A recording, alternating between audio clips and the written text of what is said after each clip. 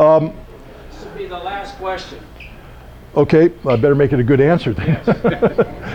But Danny's the last question? Yeah. yeah, okay. You got somebody first? No, go ahead. Go ahead, Danny will. Yeah, so this is the second last, so I don't have to be as good in my answer. But I think it's not as simple as saying Ukraine infected her, therefore.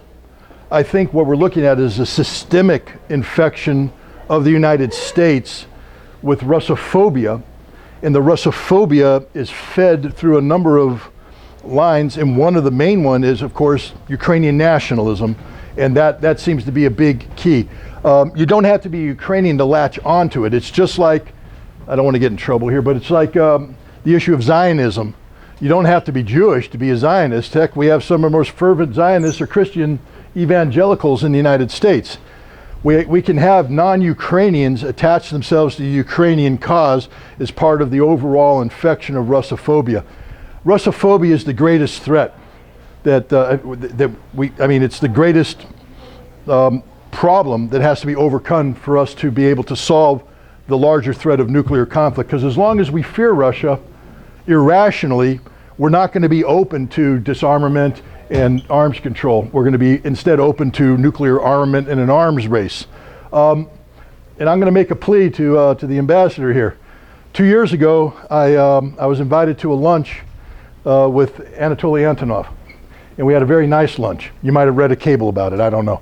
But, but at that time, his focus was how to fight Russophobia.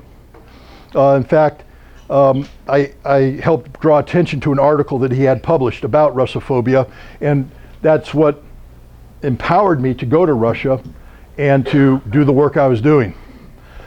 I have a feeling today that fighting Russophobia is no longer the top priority, just because I think Russia's given up on America and that Russia doesn't want to waste time and effort. We can't fight Russophobia without you. We need the Russian government to continue to extend a hand of friendship and cooperation to those Americans who are willing to accept that hand. That might be a big ask today, given the political realities that exist. But if you want me and others to go out there and fight Russophobia, to take on this fight, we need you to help us. Thank you very much. Just a couple of words. I want to reiterate that there is no hatred of America and Russia. They just rank and file Russians. They respect America. America is a great country, and we believe in the future of America. We believe of our future together. If America becomes a normal country, we think that America can be a rich country because it has a lot of resources. But nobody mandated America to be world policeman. There is no Security Council decision on this. That's why I think if tide changes here, it's not that we kind of decided that it's not worth working with America and we need to destroy America. No, far from that. Russians are very patient. We understand we don't have problems with America. We have problems with American elite, not only with American elite. We don't have problems with Germany. We are very good friends with Germany. At the day-to-day level, we have very good contacts with Italy, with Germany, with France. I have a lot of friends living there, but we have problems with the elites. And it's up to you, of course, and up to the others to choose the elites. We do not meddle. It's up to you. And you said a lot of interesting things today. But don't expect me to comment, otherwise people will say that I'm meddling in American elections. Yeah, they will do it anyway, but not because of what you say. So I don't think that there is no hope. There is no hope. In Russia, we are really very, very well. We have very good attention and relation to America, not only to America, to Canada, to anybody else. There is no hatred in our hearts. No.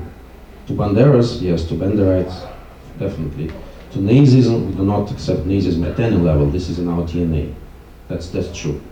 But to America, no, we respect America. There are a lot of American movies that we like, a lot of American books and writers, and America has a very rich history. Not very long, but very rich. So that's why I don't think that you should be desperate about this. There is hope and there is light at the end of the tunnel. We just need to find this tunnel, okay? The A train. Thanks, Scott. This has been great. Just one last question.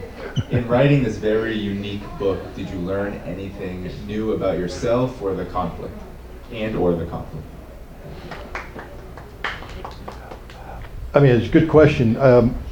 I didn't write the book. The book wrote itself. It was based upon interviews that were done over the course of 2 years. To the extent that the book was written, it comes down to selecting the questions that would be published. And this was a joint effort between myself and my co-author, the interviewer, Anya Kay. And I actually let her decide which questions she felt best represented, you know, the gist of the interviews. I did, on a couple occasions, pull some questions and recommend another question, but for the most part, 80% of the questions that are in the book came from Anya. The one thing that I did is I decided not to organize it chronologically, strict chronologically, but rather because again, the unique nature of this interview process is that it's not a conversation of experts. It's a conversation of human beings. And as a result, you have to look at the emotion of the question, and you have to let the emotion decide the narrative. And so oftentimes in the middle of the book, you'll see that we jump back and forth on the timeline, but that's because there's a, read the book and you'll know what I'm talking about. There's an emotional aspect of death, emotional aspect of the narrative that drives it. But did I learn anything? I learned, and I'm sure you know this too. You do podcasts. Okay, you and I are not working off a script. You might have some questions written down, but you're asking questions, I'm answering the questions, you come back at me. There's nothing scripted. And sometimes you get on a roll and you just start going. And you're coming from the heart, from the soul. Going back and rereading what I said, sometimes I impress myself to say the truth. I go, wow, that was pretty damn good, what came out there. Sometimes the opposite effect. That made no sense. But so I learn a lot about myself. It's being an author's, you're more in control of your subject matter because you can take a break, you can go back, you can edit it, you can correct it.